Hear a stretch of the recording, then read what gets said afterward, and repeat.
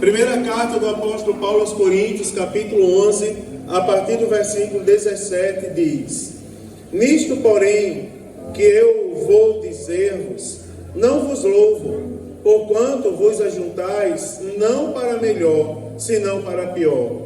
Porque antes de tudo ouço que, quando vos ajuntais na igreja, há entre vós dissensões, e em parte o creio, e até importa que haja entre vós heresias, para que os que são sinceros se manifestem entre vós. De sorte que, quando vos ajuntais num lugar, não é para comer a ceia do Senhor, porque comendo, cada um toma antecipadamente a sua própria ceia, e assim como um tem fome, e outros embriagam-se, e assim uns têm fome, e outros embriagam-se. Não tendes, porventura, casas para comer e para beber? Ou desprezas a igreja de Deus e envergonhais os que nada têm? Ou que vos direi? Louvar-vos-ei? Nisto não vos louvo, porque eu recebi do Senhor o que também vos ensinei, que o Senhor Jesus, na noite em que foi traído, tomou o pão, e, tendo dado graças, o partiu e disse: Tomai e comei, isto é o meu corpo que é partido por vós, fazei isto em memória de mim. Semelhantemente também, depois de cear, tomou o cálice, dizendo: Este cálice é o novo testamento no meu sangue. Fazei isto todas as vezes que beberdes em memória de mim. Porque todas as vezes que comerdes este pão e beberdes este cálice, anunciais a morte do Senhor até que venha. Portanto, qualquer que comer este pão ou beber o cálice do Senhor indignamente, será culpado do corpo e do sangue do Senhor. Examine-se, pois, o homem a si mesmo, e assim coma deste pão e beba deste cálice. Porque o que come e bebe indignamente, come e bebe para a sua própria condenação, não discernindo o corpo do Senhor. Por causa disso, há entre vós muitos fracos e doentes, e muitos que dormem. Porque se nós nos julgássemos a nós mesmos, não seríamos julgados. Mas, quando somos julgados, somos repreendidos pelo Senhor, para não sermos condenados com o mundo. Portanto, meus irmãos, quando vos ajuntais para comer, esperai uns pelos outros. Mas se algum de vós tiver fome, coma em casa, para que vos não ajunteis para condenação. Quanto às demais coisas, ordená-las-ei quando for ter convosco. Amém, queridos? Meus queridos irmãos, para nossa breve meditação essa noite, eu quero lembrar aos irmãos acerca do significado real da Santa Ceia. Como os irmãos sabem, já falei outras vezes para os irmãos, hoje não dá tempo fazer aquela introdução ao livro, a primeira carta do apóstolo Paulo aos Coríntios, mas essa carta eu costumo dizer em resumo, que ela é um curso bíblico de discipulado que o apóstolo Paulo escreveu e enviou aos crentes de Corinto. É uma carta que trata com a igreja de Corinto acerca de questões morais, questões sociais, questões pessoais, questões espirituais. É uma carta completa, uma carta que atinge todas as áreas da igreja de Corinto. Se nós observarmos o capítulo de número 11, é um capítulo que começa com o elogio do apóstolo Paulo aos crentes que estavam naquela igreja. Ele diz: Eu louvo-vos, irmãos, porque em tudo vos lembrais de mim e retendes os preceitos que vos entreguei. Você observa que o apóstolo Paulo começa com elogio. Eu louvo a Deus pela vida de vocês, porque vocês lembram de mim, guardam os preceitos que eu ensinei a vocês. Mas ele não deixa de ensinar mais algumas coisas aos crentes que estavam naquela igreja. Se você ler o capítulo 11, o apóstolo Paulo vai falar acerca do cabelo das mulheres e dos homens também. Ele vai deixar bem claro o papel das mulheres e dos homens. Ele fala da importância dos homens e das mulheres. E ele chega então ao culto de adoração ao nome do Senhor. Ele chega, o apóstolo Paulo, à Santa Ceia especificamente. E cabe-me, nesse momento, lembrar aos irmãos que havia na igreja primitiva o costume da festa do amor. A Santa Ceia na igreja antiga, na igreja da época que essa carta foi escrita, ela era celebrada todos os cultos de domingo. Agora, havia um costume naquela época de que antes da Santa Ceia, as pessoas se reuniam para se banquetearem. Era aquelas festas típicas que cada um leva um prato. Não sei como chama aqui uma festa dessa. Lá em nós era festa americana. Cada um, é isso mesmo? Cada um leva um prato, cada um leva um negócio ali. Todos se juntavam. E o objetivo do banquete antes da Santa Ceia era mostrar a igualdade, o amor. Era mostrar que todos eram iguais. Ricos e pobres se reuniam no mesmo lugar e cada um levava o seu prato e todos se banqueteariam da mesma forma. Ninguém se destacando de ninguém, todos iguais como somos iguais diante de Deus. Agora, o apóstolo Paulo, ele toma conhecimento de que na igreja de Corinto, infelizmente, em alguns lugares, as coisas estavam desandando. A festa que deveria ser festa do amor, agora se transforma em festa da diferença, aonde havia acepção de pessoas, aonde as pessoas mais privilegiadas desprezavam as menos privilegiadas.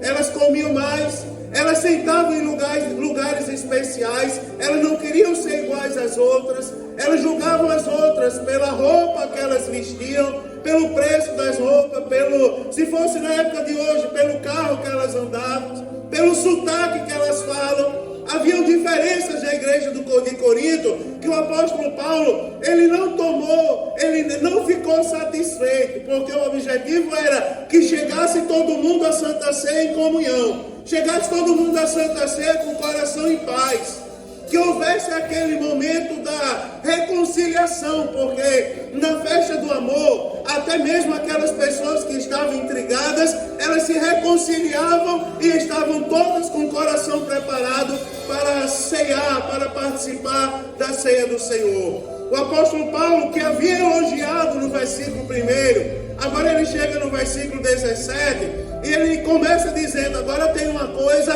que por causa disso eu não louvo, nisso eu não vos louvo. Aí ele diz assim: porquanto vocês estão se reunindo, não é para o melhor, vocês estão se reunindo para o pior. Porque a festa deveria ser o banquete do amor, mas não é mais o banquete do amor, é o banquete da diferença.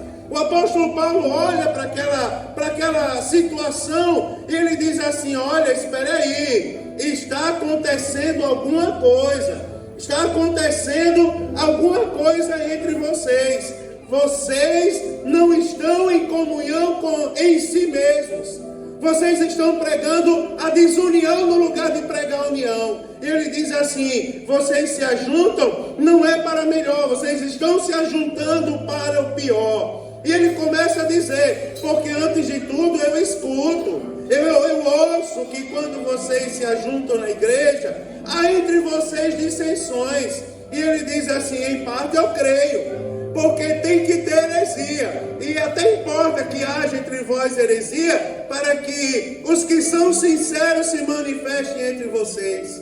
Mas o apóstolo Paulo, ele está chamando a atenção. Eu não quero, não é esse o desejo do meu coração, não é esse o desejo de Deus para com vocês. Desejo de Deus não é que haja desunião. Desejo de Deus não é para que vocês se ajuntem para o pior, é para que vocês se ajuntem para o melhor. Você vai prestar atenção com o apóstolo Paulo, ele diz assim: de sorte que tem um detalhe, quando vocês se ajuntam no lugar, não é para comer a ceia do Senhor. Você observa que o apóstolo Paulo, ele está chamando a atenção para um aspecto interessante da nossa fé. Ele está está dizendo assim, olha, é interessante porque algumas pessoas, desde aquela época e até a época de hoje, são religiosas. Eu vou para a ceia, porque eu preciso comer a ceia. Não é isso que diz? Eu preciso tomar a ceia, comer a ceia. O apóstolo Paulo, ele chama a atenção e ele diz assim, quando vocês se ajuntam no mesmo lugar, não é para vocês comerem a ceia do Senhor. Primeiro, preste atenção ao que vocês estão fazendo antes. Preste atenção se vocês estão pregando paz ou se vocês estão pregando guerra. Preste atenção se nós estamos nos esforçando, como diz a Bíblia Sagrada, no que depender de vós, tem de paz uns com os outros. Será que nós estamos nos esforçando para isso, para ter paz, ou no nosso coração impera a guerra? Você observa, ele diz assim, eu não quero que vocês se ajuntem para comer a ceia. Ele está dizendo assim, com isso você começa a interpretar a mensagem do apóstolo, você observa, até comiam a ceia, bebiam o suco de uva, mas não participavam da ceia do Senhor.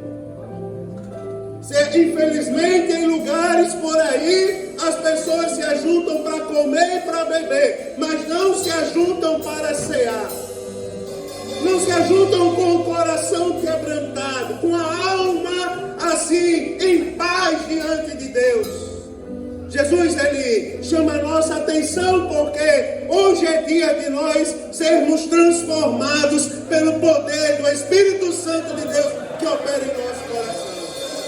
Ele não chama atenção na palavra para desviar as pessoas, mas para trazer as pessoas para perto de si. Saiba você não veio comer a ceia essa noite. Você não veio tomar um suco de uva. Você veio participar da ceia do Senhor. Aqui é diferente, é um pedaço de pão. Mas ele simboliza algo precioso que nós fazemos parte. Mas não fazemos parte de qualquer coisa não, irmãos. Está na época das pessoas fazerem parte de qualquer coisa. Está na época delas se envolverem com qualquer patifaria. Mas quando os crentes se reúnem na Santa Ceia, irmãos, não é para se envolver com qualquer coisa não. Acalma o teu coração, entrega a tua vida nas mãos do Senhor, porque você está aqui para participar de um momento de comunhão com Deus e com os teus irmãos que vieram à igreja essa noite. Se desarma, irmão. Jesus não quer ninguém armado aqui não. Jesus quer a gente com o coração livre, coração de adorador, livre para adorar essa noite. O apóstolo Paulo, ele chama a atenção, ele diz assim, olha o que está acontecendo entre vocês, porque estão comendo, cada um toma antecipadamente sua própria ceia, e assim o que tem fome, um tem fome e outro se embriaga.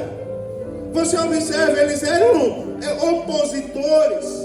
Eles cometiam excesso na Santa Ceia. Você observa, se juntavam não era para cear, era para encher a barriga. Se juntavam não era para participar do sangue de Jesus Cristo, era para se embriagar com vinho. O apóstolo Paulo chama a atenção, não é esse o sentido da Santa Ceia. Ele diz assim, olha, vocês precisam, vocês desprezam os mais pobres. No versículo 22 ele diz, porque tendes porventura casas para comer e para beber? Ou vocês desprezam a igreja de Deus e envergonham os que nada têm? Ele diz, nisso eu não vos louvo. Irmãos amados, se temos uma posição qualquer que possamos ter nessa vida, é porque Deus nos deu, irmão. Se temos alguma coisa que Jesus, é porque Jesus acrescentou na nossa vida. Não é, irmão? É verdade. Um dia eu estava no estacionamento ali, daqui da igreja, que eu gosto de receber os irmãos de domingo, apertar a mão, olhar nos olhos, dar paz do Senhor, abraçar todo mundo. E um dia eu estava ali no estacionamento, um homem chegou numa caminhonete zona, atravessou o carro atravessou o carro no meio do estacionamento. Eu fui lá, bati no vidro, porque ele já havia destratado um de nossos obreiros ali embaixo. Eu fui lá e disse a ele assim, meu irmão, por gentileza, dava para o senhor colocar o carro ali na posição dos outros, que aí cabem outros aqui. Aí ele pegou, fechou o vidro na minha cara, deu uma cantada de pneu, tirou o carro daqui de dentro, daqui a pouco saiu com a esposa com raiva. Eu não vou mais cultuar nessa igreja não, porque nessa igreja nem o carro deixa eu colocar do jeito que eu quero. Olha o meu carro não é para colocar de qualquer jeito. É para essas pessoas que Jesus fala, o apóstolo Paulo fala por meio da palavra. Porque vocês não têm casa para comer e beber? Agora só por causa disso vocês desprezam o que não tem? Você se acha alguma coisa? Pois saiba que se não fosse Deus na nossa vida, nós não éramos nada. Nós não teríamos chegado a lugar nenhum. Tem pessoas destratando as outras. Tem pessoas se achando. Você imagina, nós não somos eternos na obra de Deus. Um dia eu estou aqui, outro dia eu não estava. Um dia eu estava na minha primeira igreja, aos 17 anos. Planalto 4, de frente ao forno do lixo.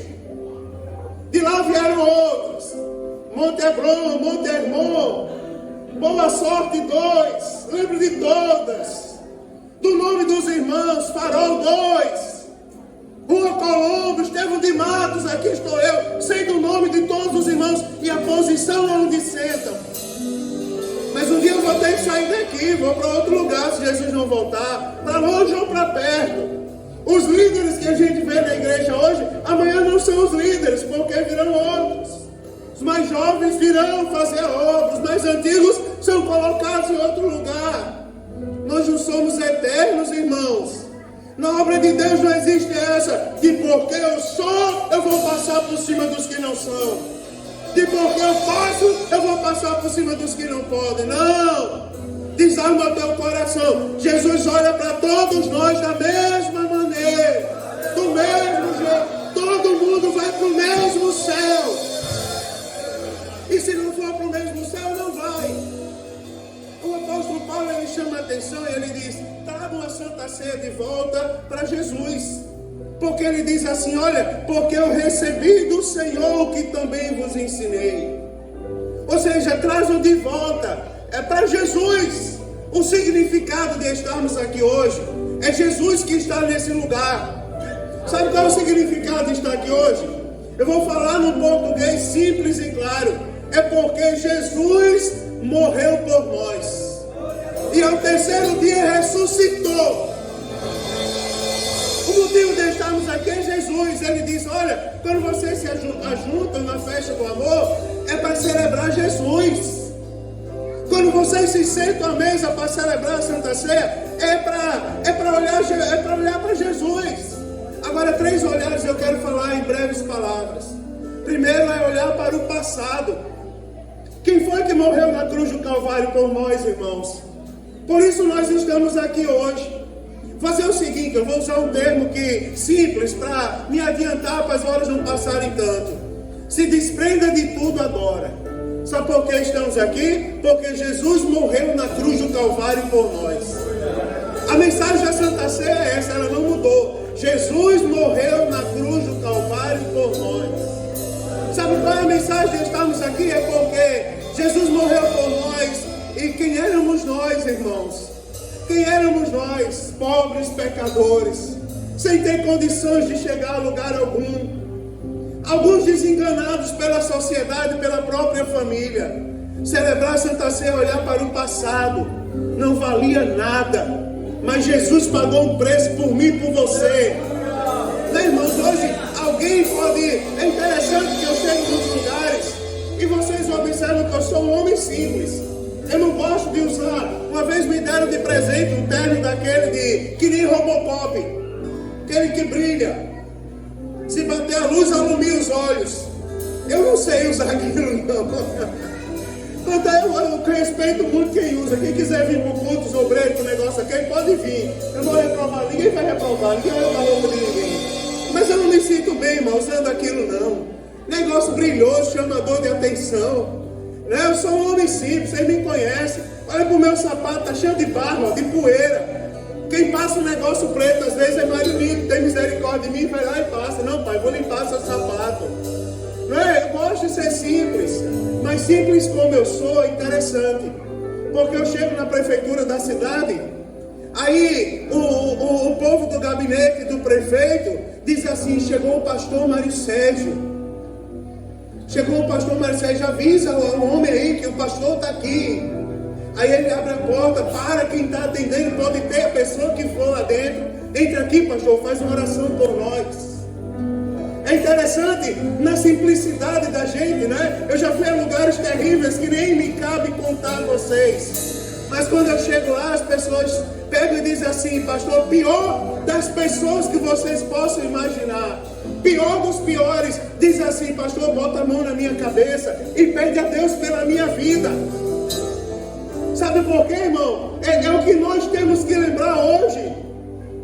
Às vezes dizem que nós não somos nada, mas querendo ou não, nós somos lavados e remidos pelo sangue precioso de Jesus Cristo. E é por causa disso que nós estamos de pé hoje. É olhar para o passado e também olhar para o futuro. A Bíblia diz, olha, para que anunciais a morte do Senhor até que venha. Sabe por que nós participamos da Santa Ceia? Porque participando da Santa Ceia, nós lembramos das palavras de Jesus: façam isso todas as vezes que vocês se reunirem em memória de mim. Porque todas as vezes que vocês comeres o pão e beberes o vinho, vocês vão anunciar a minha morte até que eu venha. Você observa, participar da Santa Ceia é renovar no coração a esperança de que nós vamos morar no céu. Você tem essa esperança que você vai morar no céu um dia? Eu preciso lembrar isso a você. Você tem que guardar no seu coração a certeza de que você vai morar no céu. Para muitos é besteira. E eu vou dizer uma coisa para vocês. Quando vocês escutarem alguém dizendo assim: aonde está na Bíblia escrito? Tenha certeza que ele não está lendo a Bíblia dele. Porque se ele estivesse lendo a Bíblia, ele não diria isso, que a Bíblia tem resposta para tudo. Eu estava num lugar do jeito que eu estou aqui, com esse mesmo terno, e alguém disse assim atrás de mim, eu fiz de conta que eu não estava ouvindo, que eu não vou discutir com qualquer pessoa, até porque não me chamaram para a conversa deles, que não vai dar em nada, mas disseram assim: aonde está escrito na Bíblia que o pastor tem que andar de terno e gravata? Fiz de conta que eu não estava ouvindo, que eles perguntaram a mim, perguntaram entre eles, para eles dizer se foi para eu ouvir, ou se eu ouvi demais. Não é, irmãos? Mas quando pergunta aonde está na Bíblia, desconfie, é porque não está lendo a Bíblia. É porque precisa se reconciliar com Deus. Eu falei aqui outro dia, e eu, irmãos, me emociono quando escuto falar do céu. Você ainda chora por isso? Você imagina você rever os grandes homens e mulheres de Deus que nós pregamos todos os dias sobre ele. Você imagina Jesus olhando para os seus discípulos e dizendo: hoje veio salvação a esta casa, porque também este homem, Zaqueu, é filho de Abraão.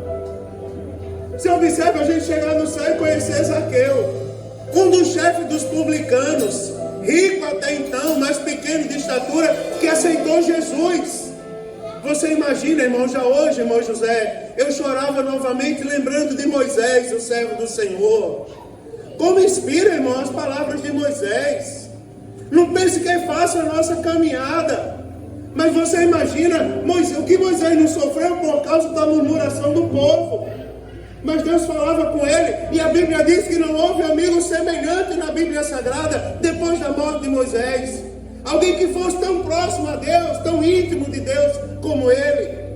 Você observa, nós temos que ter no coração o futuro. Agora tem um detalhe aqui, é porque no versículo de número 28, eu já vou terminar, diz assim: examine-se, pois, o homem a si mesmo, e assim coma deste pão e beba deste cálice. Porque além de olhar para o passado, olhar para o futuro, nós temos que olhar para dentro de nós. Nós temos que olhar, irmãos, para nós mesmos. Como nós chegamos à Santa Ceia hoje? Como está o seu coração para com as coisas de Deus? Como está o seu coração para com os irmãos que estão do seu lado? Será que você pode olhar nos olhos de todos nessa noite tão sublime e abraçar a todos e dizer: louvo a Deus pela sua vida, pela oportunidade de participar da Santa Ceia com você? A grande questão do apóstolo Paulo era essa. Ele diz assim: olha, eu falo para vocês, mas eu não vou reprovar vocês. Cada um examine-se a si próprio. Agora tem um detalhe. porque tem algumas coisas aqui que o apóstolo Paulo, ele nos alerta. Preste atenção uma coisa que eu vou falar rapidamente para vocês, só para não ficar o texto incompleto. Porque o versículo 27, ele diz assim: porque qualquer que comer este pão e beber o cálice do Senhor indignamente. Você preste atenção que ele fala, chama a nossa atenção de participar de maneira indigna. E alguém pode me perguntar: pastor, o que é participar de maneira indigna? Eu vou explicar essa palavra indignidade a você da maneira mais simples que vem à minha mente agora. Indignidade é tudo aquilo que você olha para você e vê que não é digno. E a indignidade, ela não pode ser vista por mim. Ela não pode ser vista pelo irmão que está perto de você. Ela tem que ser vista por você. Eu vou falar dois aspectos da indignidade da Santa Ceia. Primeiro é quando você não sabe o significado da Santa Ceia.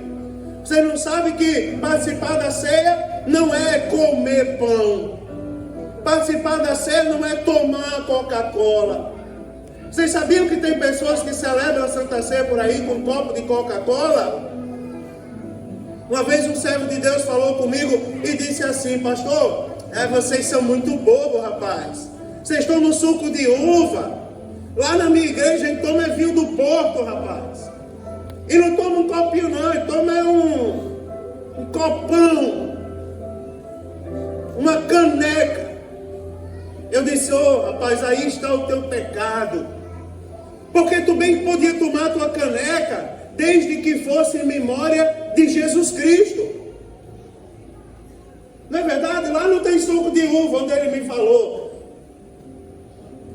É onde fabrica determinado tipo de vinho. Eu digo: rapaz, o teu pecado não é o vinho do Porto ou o suco de uva da minha igreja, porque tu é pastor igual a mim. Teu pecado é a indignidade. É porque você não sabe o significado. Quando você dá um significado mundano ao vinho que você toma na Santa Ceia, é porque você está sendo indigno ao tomá-lo. Pecado não está em você comer um pedacinho de pão ou um pão daquele, um pãozão, daquele compridão desse tamanho. Pecado está em você não saber o significado de comer o pão. A segunda coisa sobre a indignidade, irmãos, é o próprio pecado. Eu vou falar uma coisa para vocês sobre o pecado. Vocês sabiam que tem pessoas que fogem da ceia por causa do pecado? Tem pessoas que dizem: eu não vou à Santa Ceia porque eu pequei. Eu estou em pecado. Vocês certamente já ouviram isso. Ou quem sabe tem alguém aqui hoje que já praticou isso. Eu não vou à Santa Ceia porque eu não estou digno. Aí eu vou fazer uma pergunta para você. Antes de terminar essa história toda. O correto é fugir da Santa Ceia por causa do pecado? Ou é fugir do pecado por causa da Santa Ceia? Quando você foge da Santa Ceia por causa do pecado, você está se julgando indigno. O pecado, irmão, está em fugir, ser assim um negligente com as coisas de Deus. Você observa, pessoas não estão vindo à Santa Ceia, irmãos. Não estão vindo à Santa Ceia porque não tem discernimento do corpo de Cristo. Não tem discernimento, irmãos. Não faz aquele auto-julgamento. Quando a Bíblia Sagrada diz: examine-se, pois, o homem a si mesmo. Porque se julgássemos a nós mesmos, não seríamos julgados. A Bíblia chama a nossa atenção. Se você se julgava indigno, Jesus essa noite traz o remédio ao seu coração, para que você se sinta digno outra vez. Você sabia, irmãos, que tinha o costume da gente pedir perdão na Santa Ceia? E ainda existe esse costume. É porque não se pratica mais. É aquele costume de ter coragem de levantar a mão e dizer assim: eu estou em pecado, eu quero perdão da igreja. E a igreja diz: amém, perdoamos. É aquele pecado da pessoa que faz parte do corpo e por causa do seu pecado está tentando manchar o corpo, mas não tem mais força para se libertar do pecado.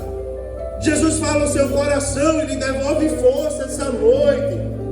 Você não veio aqui para ser indigno.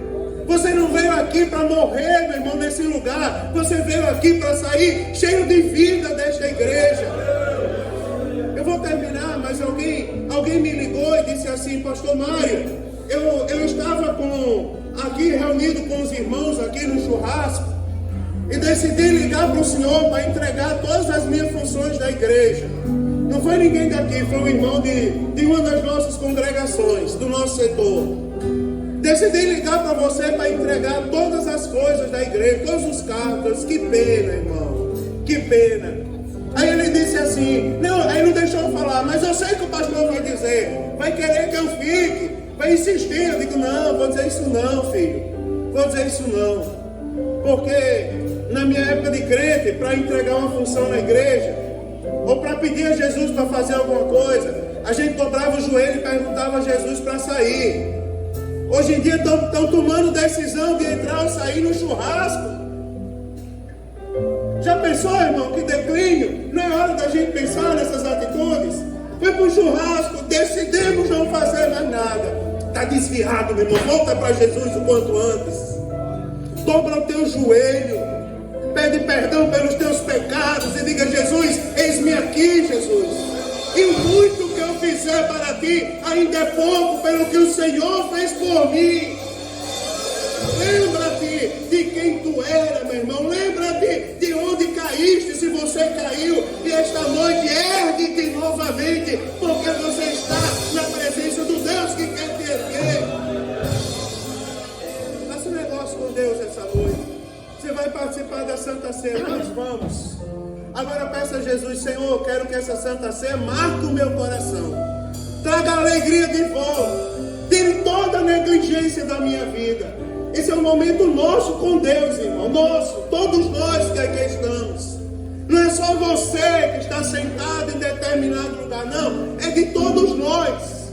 Vamos dizer: Senhor, tira toda a iniquidade do meu coração, toda a indignidade esta noite, e coloca paz, aleluia, e que eu possa sentir a glória do Teu Espírito Santo quando participar do pão e do cálice esta noite. Nos coloquemos de pé, irmãos, para nós orarmos.